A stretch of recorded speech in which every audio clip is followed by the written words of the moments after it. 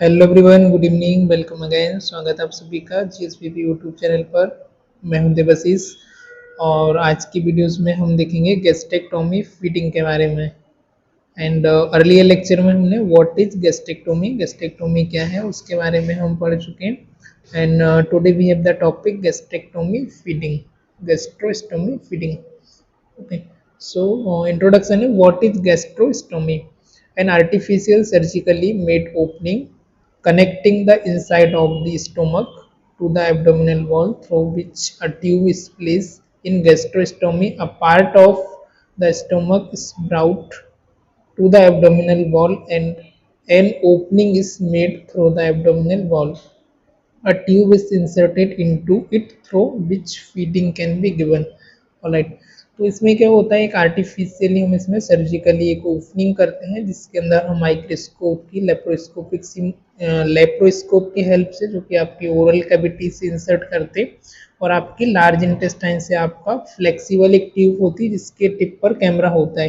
तो जिसकी गाइड से क्या करते हैं, जो हमारे स्टोमक में हम उसको इंसर्ट करते हैं और जो हमारे को डिस्प्ले पे दिखाता है उसकी गाइड से हम क्या करते हैं वहाँ पर सर्जिकली, और जो एब्डोमिनल की वॉल होती है उसको क्या कहते हैं, इन्फ्लेट कर देते हैं। इन्फ्लेट करने के बाद वो होती है आपकी स्टोमक की जो वॉल है वो आपके एब्डोमिनल की वॉल से उससे आकर के अटैच हो जाती है। जैसे अटैच होती है वहाँ पर हम क्या करते हैं, सर्जिकली एक ओपनिंग करते हैं। एंड आफ्टर ओपनिंग के बाद एक हमारी जी ट्यूब आती है। जी ट्यूब को हम स्टोमा को हम फिक्स करते हैं। इधर आपका स्टोमा हो सकता है या फिर जी ट्यूब हो सकता है। तो वो जी ट्यूब को हम फिक्स करते हैं। फिक्स करने के बाद उसको हम सूचरिंग कर देते हैं और इस तरीके से बलून को इन्फ्लेट करके आफ्टर हम उसे सूचरिंग कर देते हैं। बिकॉज ऑफ कि हमको क्या करना होता है, कंटिन्यूसली हमको फीड देना है, राइट। इन केस के अर्लियर लेक्चर में हमने देखा है कि किस किस कंडीशन में हम करते हैं कि उसको अपर रेस्पिरेटरी कोई फिस्टूला है, पेशेंट आपका सीबीए का है, कोई अनकॉन्शियस पेशेंट है, या आपका पैरालाइज हुआ है आपका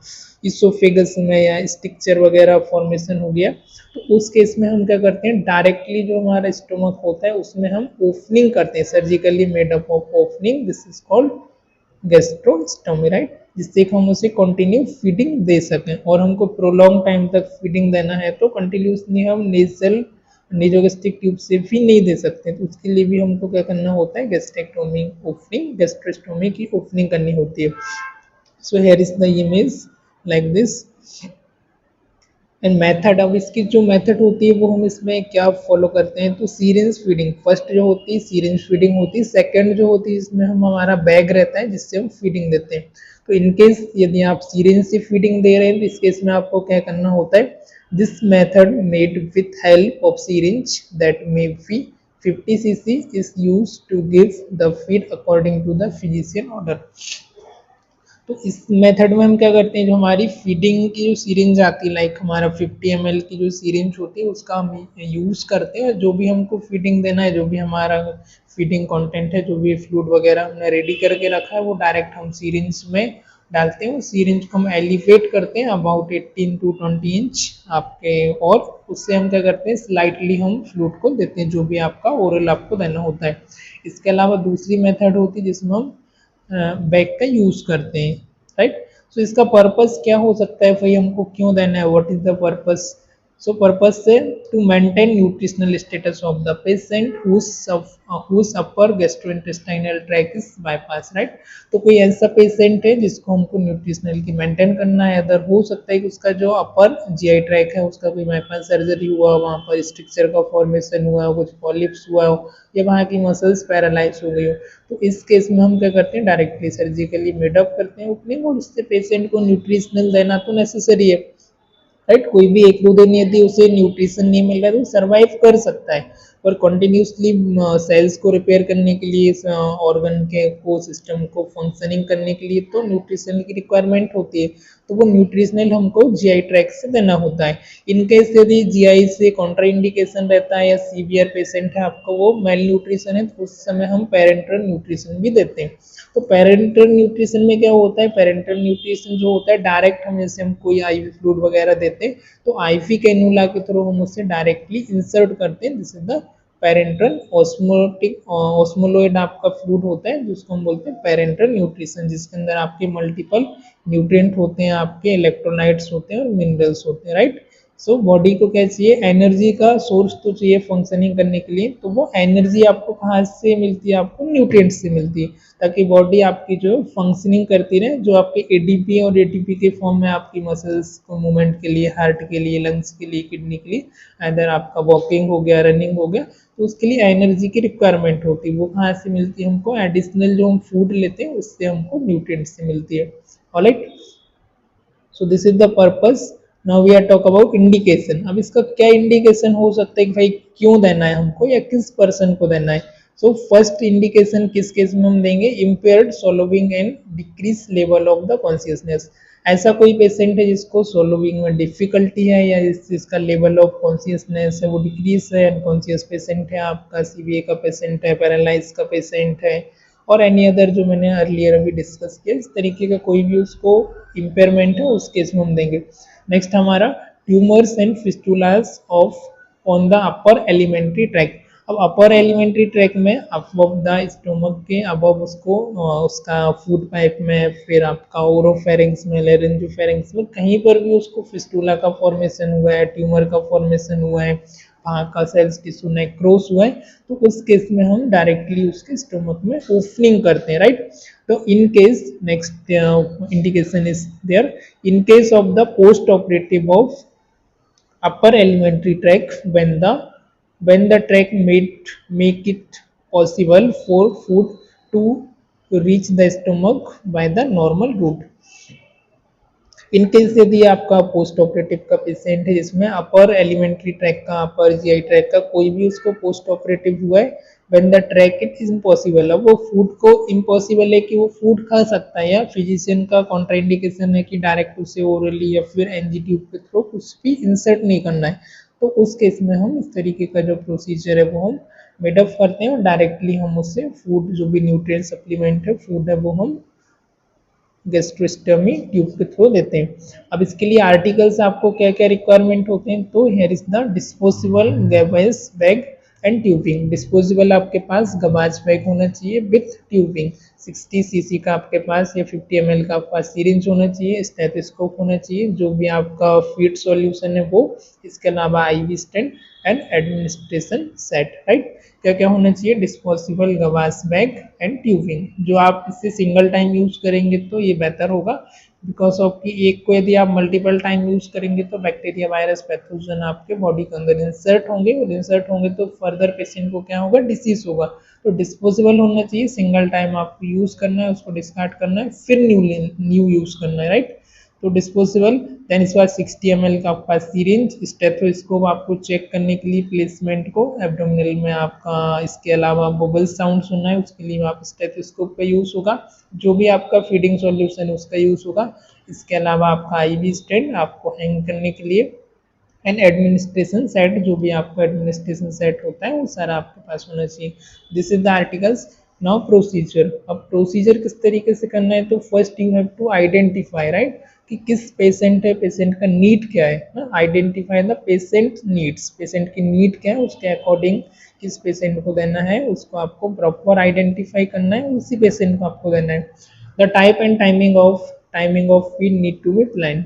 अब आपकी जो भी टाइमिंग है कि अगर आपको 3 आवरली देना है, 2 आवर देना है, या फिर आपको मतलब ट्वाइस सीट देना है या थ्राइस सीट दे देना है, तो इसके अकॉर्डिंग आप क्या करेंगे, पहले आपको प्लान करना है, प्लान के अकॉर्डिंग कितना ml देना है वो भी आपको करना होगा। इसमें एक कॉन्टीन्यूस फीडिंग होता है और एक जो होता है आपका इंटरमीडिएंट होता है। इंटरमीडिएंट में हम उसे 3 आवर में या फिर हम 2 आवर के बिटवीन में इंटरवल में देते हैं। कॉन्टीन्यूस में जो होता है कि बैक में हम उसके क्या करते हैं, सीरिंज को हमको सेट करते हैं और कंटिन्यूसली जितना ml हमको देना है उतना हम उसे कंटिन्यू हर आवरली वहाँ पर आवरली बेसिस पर जाता रहता है, तो वो होता है आपका कंटिन्यूस फीडिंग। नाउ इसमें अदर आर्टिकल्स क्या लगेंगे, assist patient for the allergies. अब पेशेंट को आपको असिस्ट करना है कि पार्टिकुलर पेशेंट को किसी फूड से या किसी मेडिसिन से, किसी चीज़ से उसे एलर्जी तो नहीं है, राइट। क्यों करना है इसको आपको, prevent patient from the developing localize और systematic allergies response. Because of कि यदि आप पहले से उसको एग्जामिन करेंगे, असेस करेंगे, तो पेशेंट को आपको लोकलाइज या सिस्टमेटिक एलर्जी के रिस्पॉन्स होने से, एलर्जी रिएक्शन होने से आप प्रिवेंट कर सकते हैं। Next one is there auscultate for bubble sound before feeding. Feeding देने से पहले आपको बबल साउंड को सुनना है। बबल साउंड आपका किस तरीके का है वो आपको ऑस्कल्टेट करना है। Bubble sound indicate presence of peristalsis and ability of GI tract to digest nutrient, right. तो बबल साउंड में क्या होगा, आपका इंडिकेट करता है आपका प्रेजेंस ऑफ आपका पेरिस्टाल्टिक जो मूवमेंट है वो, उसका एबिलिटी कितना है, जीआई ट्रैक्ट में आपका फूड है जो न्यूट्रिएंट है वो कितना डाइजेस्ट हुआ है या नहीं हुआ है। तो आपको नॉर्मल साउंड है, एबनॉर्मल है, वो आपको यहाँ पर असेस करना है, चेक करना है, राइट। देन अगला जो पॉइंट है हमारा वो है verify physicians order for the formula rate and frequencies. Physician का, डॉक्टर का, कंसल्टेंट का जो भी ऑर्डर है वो आपको वेरीफाई करना है, जिसमें आपका कौन सा फॉर्मूला क्या है, आपका कितना रेट देना है, कितना फ्रीक्वेंसी देना है, कितना ml आपको देना है, वो आपको पहले वेरीफाई करना है, आपको इंश्योर करना है। उसके बाद फिर आपको देना है। क्यों करना है, इसका रीजन क्या है, so reduce the error in the feeding process. अब फीडिंग प्रोसेस के समय पर कोई एरर ना हो, आप कुछ ज़्यादा या कम उसको फीड ना दो, इसकी वजह से आपको इसको पहले इंश्योर करना है। नेक्स्ट आपका प्रोसीजर होगा, स्टेप्स होगा, assess GI site of assess gastrostomy site for the breakdown, irritation और ड्रेनेज। अब जहाँ पर आपका गैस्ट्रोस्टोमी है, जहाँ पर आपका ओपनिंग है सर्जिकली, उस साइड पर आपका कोई टिश्यू का ब्रेकडाउन तो नहीं हो रहा है, इरिटेशन तो नहीं हो रहा है, वहाँ का जो टिश्यू है वो नेक्रोज तो नहीं हो रहा, सेल का डेथ तो नहीं हो रहा, तो वो आपको चेक करना है। जहाँ का जो एरिया है एक्चुअल में वो रेड होना चाहिए। यदि वहाँ का बाइट होने लगा, बाइट के बाद आफ्टर दैट वहाँ का टिश्यू नेक्रोस होने लगे, ब्लैक एरिया होने लगा, तो वहाँ पर क्या हो रहा है कि आपका इन्फेक्शन की वजह से टिश्यू का, आपका सेल्स का डेथ हो रहा है। तो वहाँ का जो एरिया है उसको मेंटेन करने के लिए आपको हाइजीनिक प्रैक्टिस करनी पड़ेगी और डेली उसकी आपको एज वेल केयर भी करना होगा, राइट। नेक्स्ट इसका जो है इंडिकेशन कि भाई क्यों करना है, what is the reason. So infection, इसमें क्या करना है आपको, infection, pressure from the gastrostomy tube और drainage, gastric secretion can cause skin breakdown, right. So इसमें जो प्रेशर इंक्रीज होता है आपका गैस्ट्रोस्टोमी की जो ट्यूब है, ड्रेनेज की वजह से, समटाइम्स सिक्रेशन की वजह से, तो स्किन टिश्यू को क्या करता है, वो ब्रेक डाउन करता है। तो उसके लिए आपको वेल केयर करनी पड़ेगी, एसेप्टिक टेक्निक का यूज करना पड़ेगा। डेली आपको जो भी एंटीसेप्टिक सोल्यूशन है वो आपको अप्लाई करना पड़ेगा। देन इसके बाद आप क्या करेंगे, वॉश हैंड, आपको हैंड वॉश करना है। Then well inform client is more operative and feel more at ease, right. यदि पेशेंट आपका कॉन्शियस अलर्ट है तो पेशेंट का आप इन्फॉर्म करेंगे कि आप उससे फीड दे रहे हैं, ताकि वो भी कोऑपरेट करे, और जब वो कोऑपरेट करेगा तो आपके लिए भी थोड़ा सा इजी फील होगा और पेशेंट को भी, right. Then next one is there preparation feeding. अब आपको जो भी प्रिपरेशन देना है वो आप उसको क्या करेंगे, सॉरी जो भी आपको फीडिंग देना है वो आप ऑलरेडी कंटेनर में उसको प्रिपरेशन करके रखेंगे। इधर आप बैग से दे रहे हैं या फिर आप सिरिंज ट्यूब से दे रहे हैं, तो जो भी आपके पास कंटेनर है, गिलास है, आपका बाउल है, उसके अंदर आप क्या करेंगे, उसको आप प्रिपेयर करेंगे, या फिर आपका जो कंटिन्यूस फार्मूला है वो बैग के अंदर आप ऑलरेडी प्रिपेयर करके रखेंगे। Then have tube feeding at room temperature, और जो आपका टेम्परेचर है, जो फीडिंग है उसका टेम्परेचर आपके रूम के टेम्परेचर के अकॉर्डिंग होना चाहिए, ना उससे ज़्यादा वार्म होना चाहिए ना कोल्ड होना चाहिए। तो रूम का जो टेम्परेचर है उसके लेवल का होना चाहिए। यदि इनकेस ज़्यादा कोल्ड है तो आपको नॉर्मल टेम्परेचर करना पड़ेगा, आफ्टर दैट फिर आप उससे फीडिंग देंगे। Then reduce transmission of micro organism, क्यों, बिकॉज ऑफ की जो ट्रांसमिशन है माइक्रो ऑर्गेनिज्म का वो हम इसमें रिड्यूस कर पाए। Then connect tubing to the container as needed और prepare ready to hang container, right.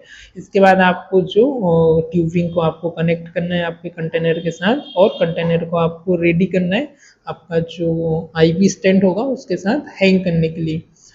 Then cold formula may cause gastric cramping and discomfort because liquid is not borne by the mouth. Okay, so जो यदि आपका जो formula है, जो आपका solution है वो यदि कोल्ड है, तो कोल्ड होने की वजह से क्या होगा, एब्डोमिनल में आपके गैस्ट्रिक में आपको क्रैम्प्स करेगा, आपको डिस्कम्फर्ट कॉज करेगा, बिकॉज कि आप उसे माउथ से नहीं ले रहे, डायरेक्ट वो आपका स्टमक में जा रहा है। तो उस बात का आपको ध्यान रखना है। देन आफ्टर आपको एलिवेट करना है हेड, पेशेंट का जो है बेड आपको सेमी फोलर या फोलर पोजीशन में रखना है। 30 to 45 डिग्री आपको क्या करना है, एलिवेट करना है। Elevate clients head help prevent chance of aspiration. Because कभी भी आपको इस बात का आपको रिमेंबर रखना है आपको कि कभी भी कीप इन माइंड कि कभी भी पेशेंट को आपको फ्लैट पोजीशन में आपको फूड नहीं देना है। अगर आप सिटिंग पोजीशन में दे सकते हैं या फिर आप फॉलोअर पोजीशन में पेशेंट को जब भी आप फीड दे रहे हैं तो आपको बेड आपका नेसेसरी आपका एलिवेट होना चाहिए आपका 30 टू 40 डिग्री के बीच में, राइट। बिकॉज की एस्पिरेशन ना हो, यदि पेशेंट ने एस्पिरेट कर दिया तो पेशेंट का ब्रीथिंग डिफिकल्टी की वजह से उसको रेस्पिरेटरी अरेस्ट में भी जा सकता है। Then apply gloves and verify the tube placement. आप ग्लव्स को अप्लाई करेंगे और ट्यूब का जो प्लेसमेंट है वो करेक्ट है कि नहीं वो आप वेरीफाई करेंगे। Then check placement of the gastric tube, aspirate gastric secretion and check gastric residual content. इसके बाद गैस्ट्रिक ट्यूब का जो आपकी इंसर्ट है उसका आप कंटेंट वगैरह को एस्पिरेट करके आप चेक करेंगे कि प्रॉपर इंसर्ट है या नहीं है। Then presence of the gastric indication, इसका presence of gastric content indicate that end of tube is stomach and residual content determine of gastric emptying is delayed, right। हाँ, तो इसकी वजह से आपको यदि गैस्ट्रिक कंटेंट आपको ज़्यादा नहीं आ रहा है, थोड़ा बहुत नॉमिनल आ रहा है, इस केस में आपको पेशेंट को फीड देना है। इन केस यदि गैस्ट्रिक कंटेंट ज़्यादा आ रहे हैं तो वो इंडिकेट कर रहा है कि पेशेंट के एब्डोमेन में ऑलरेडी जो आपका कंटेंट है, मतलब कि जो आपका उसका जो गैस्ट्रिक कंटेंट है, जो रेसिड्यूल है वो ऑलरेडी है, तो उसका एब्डोमेन में अभी डाइजेस्ट नहीं हुआ है, सॉरी स्टोमक में। तो आपको क्या करना है, वेट करना है। आफ्टर आप जैसे डाइजेस्ट होता है 1 आवर आफ्टर 2 आवर के बाद आप वापस से दे सकते हैं फीड। द नेक्स्ट आपका स्टेप है इनिशिएट फीडिंग। इसके बाद आप फीडिंग को इनिशिएट करेंगे, बोलस और इंटरमीडिएट फीडिंग। अब इसमें भी जैसे मैंने आपको बताया कि 2 टाइप का होता है, एक तो बोलस होता है, दूसरा होता है इंटरमीडिएट। तो आप किस तरीके से दे रहे हैं वो आपका डिपेंड करेगा एज पर आपका फिजिशियन ऑर्डर। इनकेस आपका बोलस दे रहे हैं या फिर आप इंटरमीडिएट दे रहे हैं तो जो आपकी ट्यूबिंग होती है, तो ट्यूबिंग को आपको जो प्रॉक्सिमल एंड होता है, मतलब जो उसका आउटर एंड होता है उसकी तरफ से आपको क्या करना है, ट्यूब को आपको पिंच करके रखना है। पिंच क्यों करना है, बिकॉज ऑफ की जो फ्लूइड है वो आपका एस्पिरेट होने से और उसमें एयर जाने से क्या हो, वो प्रिवेंट हो, उसमें एयर नहीं जानी चाहिए, ताकि आप उसे पिंच करके रखें। और जब आप अटैच कर रहे हैं सीरिंज को, जब आपको सीरिंज के साथ आप बैग को अटैच कर रहे हैं उस समय आप उसे जेंटली और स्लाइटली अटैच करेंगे। आफ्टर अटैच करने के बाद आप इसको अबाउट 18 इंच क्या करेंगे, आप अबव करेंगे। इनकेस आप एनजी ट्यूब फीडिंग भी दे रहे हैं तब भी आपका 9 से 18 इंच अबव होना चाहिए, या फिर आप गैस्ट्रोस्टोमी फीडिंग भी दे रहे हैं तब भी आपका अबव होना चाहिए, ताकि वो ग्रेविटी के उसमें आपका जो फ्लूइड है वो इजीली जा सके, right. Then gradual emptying of the tube, feeding by the gravity from the syringe of Gavas bag reduce the risk of diarrhea induced by the bolus tube feeding, right। तो आपको इसके अलावा आपको forcefully भी नहीं है उसमें इंसर्ट करना है, भाई सिरिंज आप प्लंजर से फोर्सफुली दे रहे हैं, इस तरीके से भी नहीं करना, ग्रेजुअली और स्लोली हो जाना चाहिए।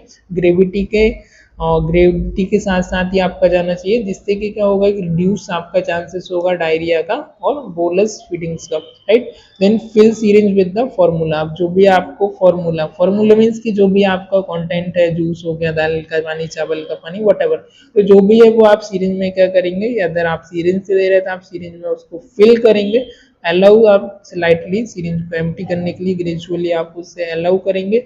जैसे ही वो मतलब कि एम्प्टी हो जाएगी तब तक, एम्प्टी होने तक आप वेट करेंगे। जैसे ही वो एम्प्टी होती है वापस से आप उसे रिफिल करेंगे। तो जितना आपको अमाउंट बताया कि आपको 200 ml देना है, 250 ml देना है या 100 ml जो भी है, तो उतना आपको डिलीवर करना है। उतना कंप्लीट देने के बाद आप उसे नॉर्मल वाटर देंगे, नॉर्मल वाटर से आप उसे क्लीन करेंगे और क्लीन करने के बाद वापस से आप 10 to 15 ml या 15 to 20 ml आप उसे क्लियर वाटर देने के बाद, क्लीन करने के बाद वापस से आप उसे रिप्लेस करना है, right.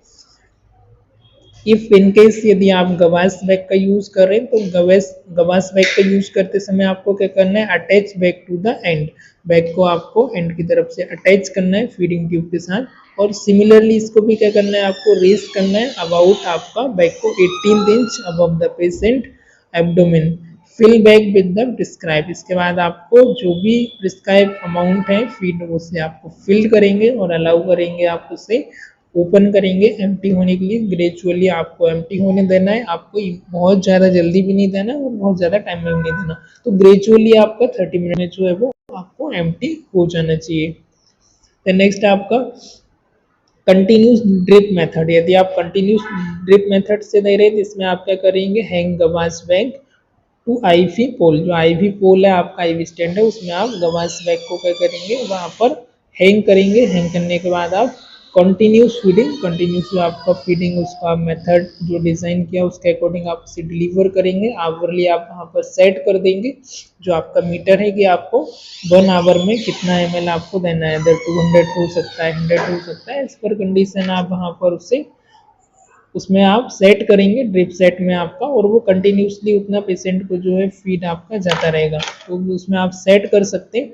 And connect end of back to the proximal end the gastrostomy tube, connect infusion pump and set by rate, right. तो जैसे आप कनेक्ट करेंगे प्रॉक्सिमल साइड से, आप कनेक्ट करने के बाद गैस्ट्रोस्टोमी ट्यूब में कनेक्ट करने के बाद जो पंप है उसका आप रेट को सेट करना है, आपको कितना देना है उसके अकॉर्डिंग आप उसे सेट करके दे सकते हैं।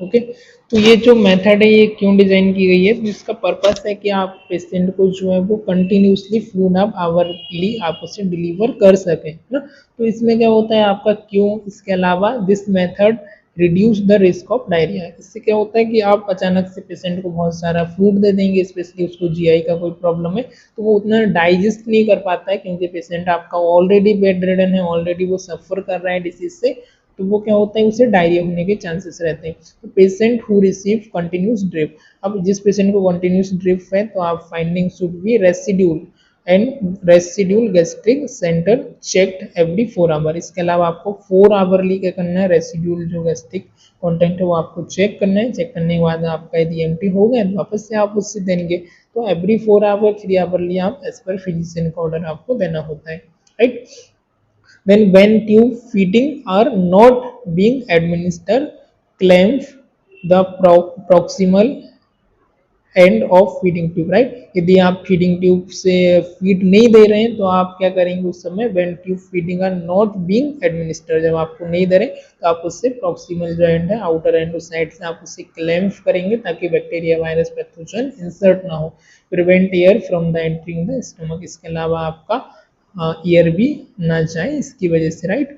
Then administer water via feeding tube as order, जो भी आपको वाटर को आपको एडमिनिस्टर करना है फीडिंग ट्यूब के थ्रू जितना भी आपको ऑर्डर है। प्रोवाइड पेशेंट क्यों करना है, provide patient with source of water to help maintain food and electrolyte balance, rinse bag and tubing with warm water after bolus feeding. Bolus feeding के भी बाद यदि आपका रियूजेबल है तो आप उसे ल्यूक और वाटर में आप उसे रिंस करेंगे आप धो करके, और वापस आप उसे रियूज कर सकते हैं। यदि सिंगल यूज वाला है तो इनकेस आप उसे डिस्कार्ड कर सकते हैं, राइट। देन चेंज गैस्ट्रोस्टोमी, इसके अलावा आपका change gastrostomy, exit site dressing S needed, inspect site every shift, clean ostomy site daily with warm water, a small gauze dressing may be applied to exit site, right। इसके अलावा आपको जो भी dressing है वो आपको डेली आपको check करना है, आपको इंस्पेक्ट करना है site of every shift and clean करना है, आपको जिधर भी ओस्टोमी हुई है उसको आपको ड्रेसिंग करना है। सिंपल सी बात है, एंटीसेप्टिक सॉल्यूशन का यूज करना है ताकि वहां पर इन्फेक्शन ना हो, पैथोजेंस ग्रोथ ना हो।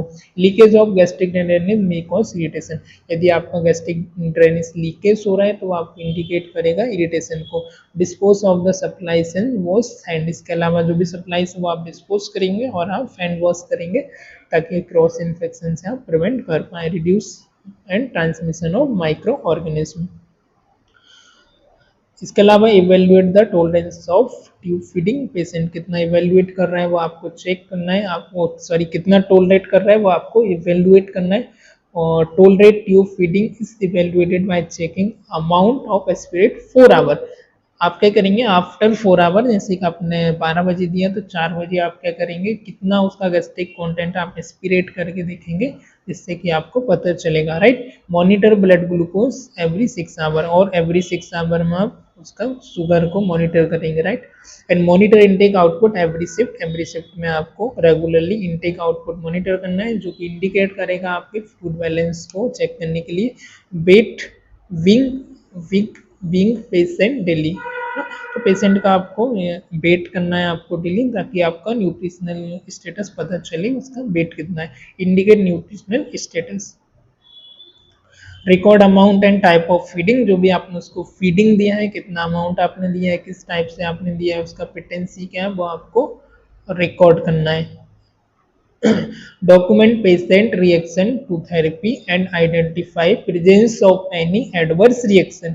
इसके अलावा आपको डॉक्यूमेंट करना है जो भी आपका पेशेंट्स का रिएक्शन कैसा है थेरेपी से लेके, कोई यदि आइडेंटिफाइज हुआ है any presence of adverse reaction तो वो भी आप नोट डाउन करेंगे। कॉम्प्लिकेशन क्या क्या हो सकता है इसका, तो complication is the surrounding gastrostomy के सराउंडिंग में जो स्किन उसका ब्रेकडाउन हो सकता है। एस्पिरेशन ऑफ फार्मूला, जो भी फार्मूला हमने इंट्रोड्यूस किया है कंटेंट उसका एस्पिरेशन हो सकता है। क्लाइंट को डेवलप हो सकता है डायरिया।